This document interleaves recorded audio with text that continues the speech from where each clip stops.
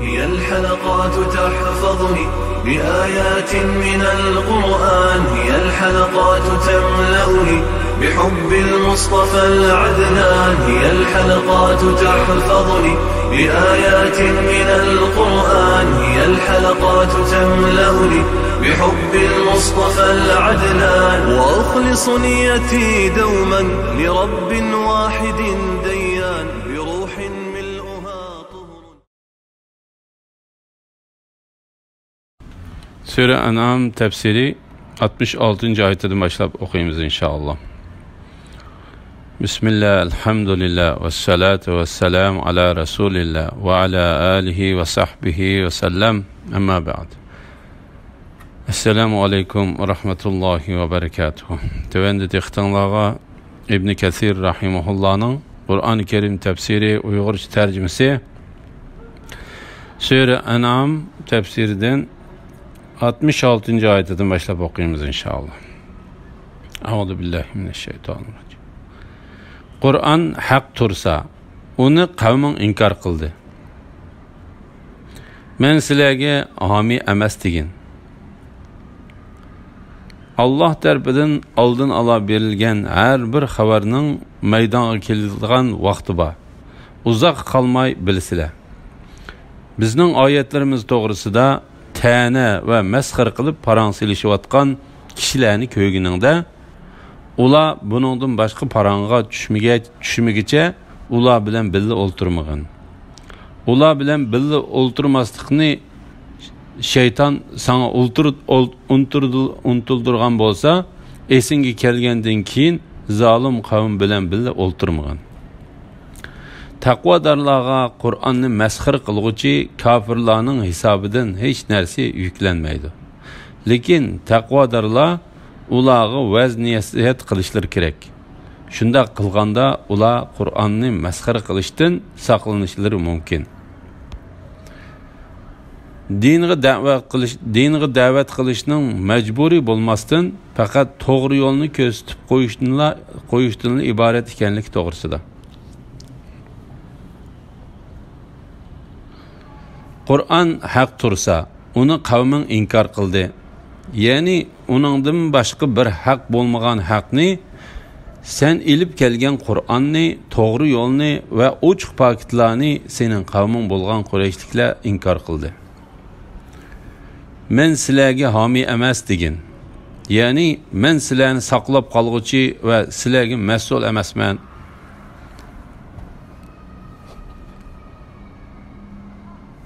Allah Teala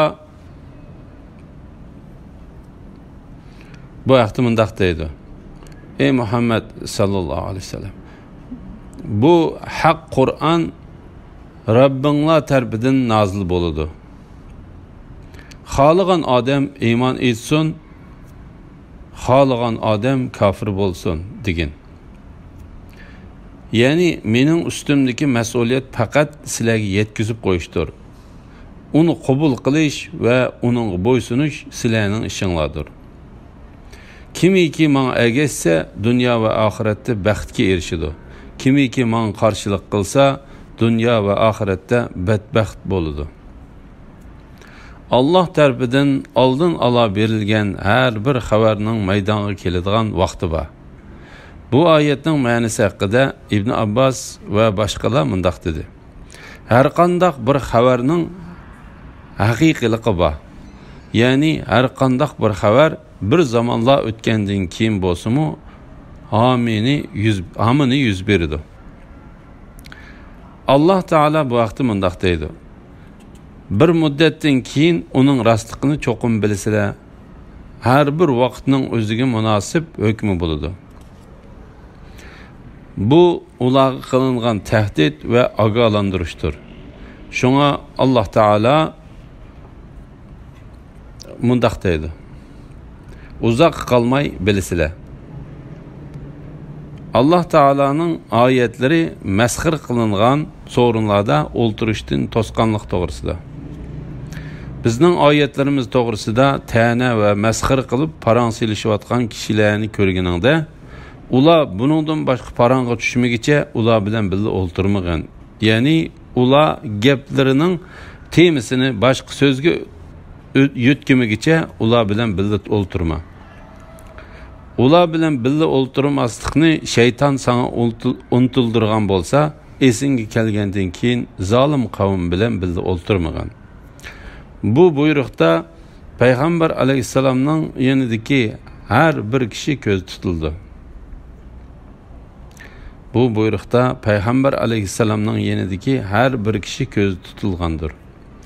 Ya'ni ularning Alloh taolaning oyatlarining ma'nosini xohlagancha o'zgartib, u oyatlarning ma'nilarini u oyatning ma'nilari munosib bo'lmagan o'ringa qo'ygan yolg'onchilar bilan birga o'ltirishdan to'sqandir. Agar bir kishi unutilib qilib o'ltirib qolsa, esig kelgandan keyin ozg'unliqdagi undaq kishilar bilan o'ltirmaslik lozim.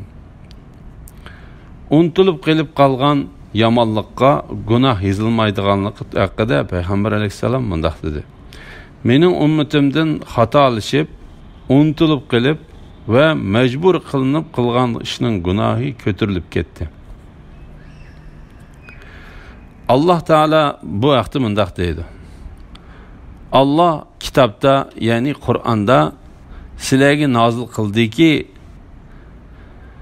sizlar Allohning oyatlarining inkor qilinayotgan va masxir qilinayotganligini anglagan chig'inglarda, ular, ya'ni Allohning oyatlarini masxir qilayotgan kofirlar boshqa parangga kirishmigicha ular bilan birga o'ltirmanglar. Bo'lmasa gunohda ularga o'xshash bo'lib qolsizlar. Ya'ni agar sizlar ular bilan birga bo'lsanglar va ularning qilayotgan paranglarga e'tiroz bildirmasanglar, sizlar ular cho'kayotgan gunohda ular bilan o'xshash bo'lib qolsizlar. Taqvodorlarga Qur'onni masxara qiluvchi kofirlarning hisobidan hech narsa yuklanmaydi. Ya'ni ulardan yiroqlashib, ular bilan shu so'rinda o'ltirmasa, taqvodorlar cho'qim ularning mas'uliyatini ko'tarishdan ado-judo bo'ladi.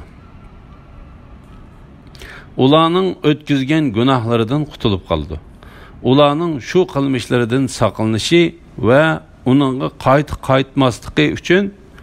qaytmasligi umidi bilan ularga shu qilmishlarining yaxshi emasligini tushundirish uchun ular masxir qilish yuzidan Alloh taolaning oyatlari to'g'risida parang'i tushgan chaqda ulardan yuz o'rishga sizlarni buyurdi. Dinni o'yin kulki qilib olgan, dunyo tirikchiligiga aldanganlarni tark et. Har qanday odamning o'z qilmishi tufaylidan halok bo'lishdan saqlanish uchun kishilarga Qur'on bilan nasihat qilgan. Uningga Allohdan boshqa do'st va shafaat qilguvchi bo'lmaydi. U har qanday fidya basimi qabul qilinmaydi. Ayni shular qilmishlari tufaylidan halok bo'ladiganlardir. Ular kufri tufaylidan uchaylarini o'rtib yetadigandek qaynoq suvdan bo'lgan sharobga va qattiq azobga duchor bo'ldi. Dinni o'yin kulki qilib olgan, dunyo tirikchiligiga aldanganlarni tark et. Ya'ni ulardan yuz o'rib, ularni tashlab et. Chunki ular katta azobga duchor bo'lg'uchilardir. Har qanday odamning o'z qilmishi tufayli halok bo'lishidan saqlanish uchun kishilarga Qur'on bilan nasihat qilgan. Ya'ni kishilarning qilmishlari tufaylidan halok qilinishidan saqlanib qilinishi uchun ularga mush Qur'on bilan va'z nasihat qilgan. Ularni Alloh taolaning qiyomat kunidagi g'azabi va azobidan ogohlantirgan. Har qanday bir insonning o'z qilmishi tufaylidan halokatga uchraydiganligi to'g'risida Alloh taolo mundaq deydi: Her inson qilmishlari tufaylidan do'zaxda mahbusdir. Faqat ashabi yamin, ya'ni saodatman mu'minlar buningdan mustasno.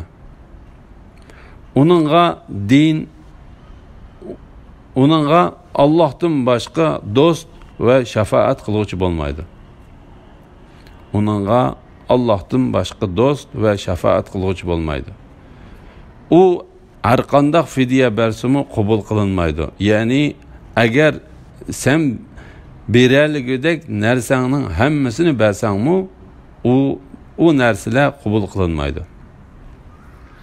Allah Teala bu vaxtı mındaq deydi. Şübhisiz ki kafir bulup tövbe qılmasdan küfür bilen ölgenlerinin hiç birinden yer yüzüge bir kildiğen altın fidye bersimi kabul kılınmaydı.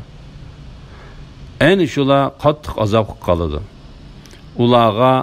Ulanı Allah'ın azabından kutuldurduğun hiç bir medetkar bolmaydı.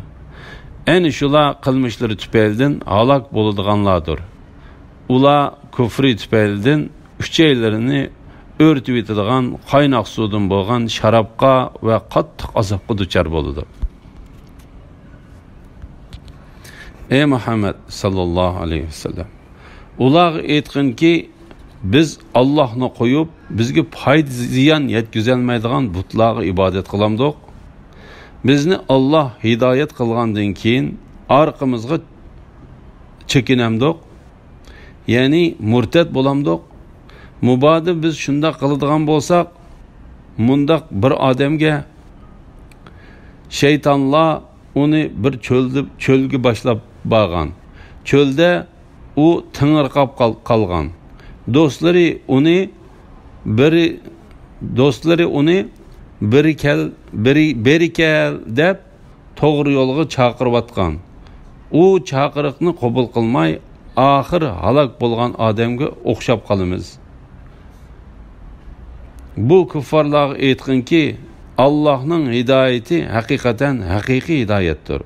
Biz alemlerinin Rabbiga bo'ysunishga buyurildik. Namaz o'qishga ve Allah'tan qo'rqishga buyurildik. Qiyomat kuni Allah'ın dergahıga hesap için yig'ilsizlar. Allah osmonlarni, zaminni hikmet bilen yarattı. Allah birer şeyiga vücut kel dese derhal keladigan kundaki, yani kıyamet günündeki azaptan qo'rqinglar. Allah'ın sözü haktır. Sur çilinadigan kundaki, yani kıyamet günündeki padişahlık Allah'a xastır. Allah yoşurun ve aşkar nerslerini bilgiçidir. Allah hikmet bilen iş qılğıcıdır. Bendelerinin ahvalıdan xabardardır. İman etip yaxşı əməllərini qılğandan keyin küpürlük qaytqan kişinin misali toğrısıdır. Suddi mundaq dedi. Müşrikler musulmonlarga sizlar bizga ergishib Muhammedning dinini taşlanlar dedi. Şunun bilen Allah Teala tüvendik ayetini nazil kıldı. Ey Muhammed sallallahu aleyhi ve sellem, ular aytqanki biz Allah'ni qo'yib bizga foyda ziyon yetkazolmaydigan butlarga ibodat qilamdik.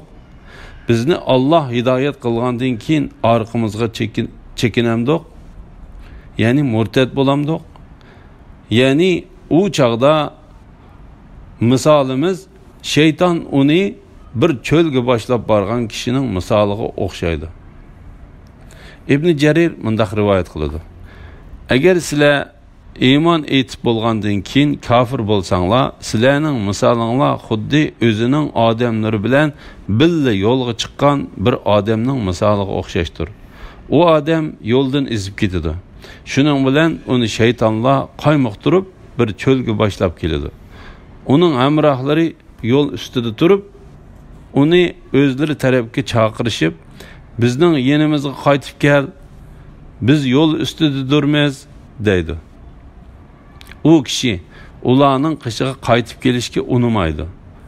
Mana bu Muhammed aleyhisselamga iman etib bo'lgandan keyin kafirlarga ergishib ketgan kishining misolidir.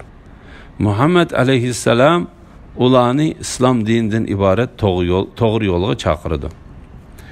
Mubadi biz shunda qiladigan bo'lsak, mundaq bir odamga şeytanlar uni bir cho'lga boshlab borgan. Cho'lda u tingirqab qolgan. Do'stlari uni berikel deb to'g'ri yo'lga chaqirib atgan. U chaqiriqni qabul qilmay, oxir halok bo'lgan odamga o'xshab qolamiz. Ya'ni u şeytanlar bo'lsa,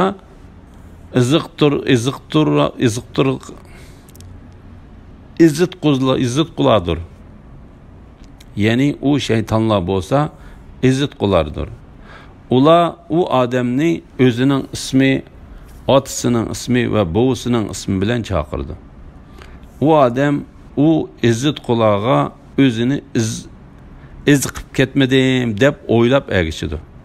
Tang atqanda izzet qularning o'zini ozdirib halokatga tashlaganligini va ularning o'zini hatto yeb ketaylar deganligini yoki u izzet qularning o'zini ussizlikdan chanqab o'lib ketadigan bir cho'lga opirib tashlaganligini ko'rdi.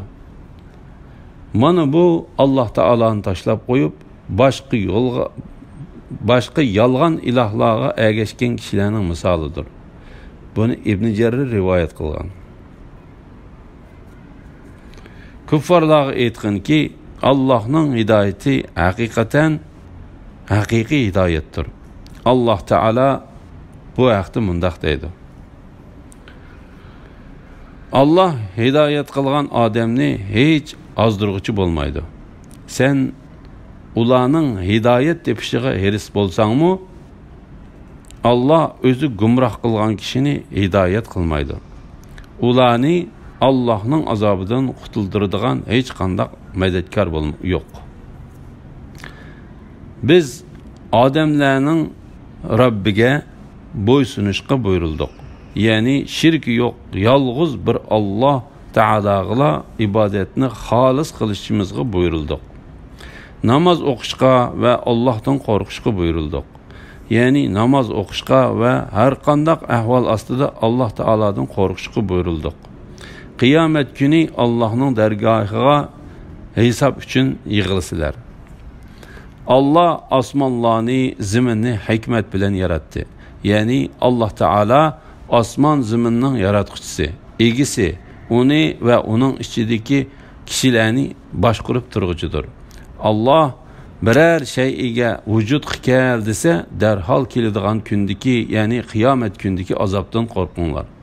Ya'ni Alloh taolo biror ishni qilmoqchi bo'lganda, uningga bo'lg'in desa, ko'zni yumib ochqicha yoki uningdan qisqa oraliqda bo'ladigan qiyomat kunidagi azobdan qo'rqinglar. Sur chilinishning bayoni to'g'risida. Sur chilinadigan kundagi, ya'ni qiyomat kundagi podshohlik Allohga xosdir. Bu oyatning ma'nosi tuvandek oyatning ma'nosiga o'xshaydi. Bugun podshohlik kimga xos? G'olib bir Allohga xosdir. Podshohlik bu kunda marhamatlik Allohga xosdir. Bu kun kofirlarga qiyindir. Bu surdan İsrafil aleyhisselam çaladigan sur ko'z tutildi. Bu vaqtda Payg'ambar aleyhisselam mundaq deydi. Haqiqatan İsrafil surni eg'iziga elib bo'ldi. Uni chelishga qachon buyurilganligini kutib, yuzini pastga qartib kutib turibdi. Bu hadisni İmam Muslim rivoyat qilgan. İmam Ahmed Abdullah ibn Amr radiyallohu anhuning mundaq deganligini rivoyat qildi. Yeziliq Arabdan biri Payg'ambar alayhisalomdan: "Ey Allohning payg'ambari, sur degan nima?" deb so'radi. Payg'ambar alayhisalom: "U chelish uchun tayyorlangan munguzdir" dedi.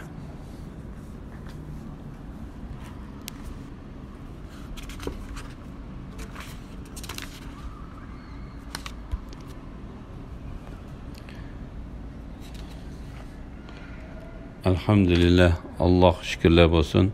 Yukarıda Al-An'am suresinin tefsirinden 73. ayetçe anladınlar.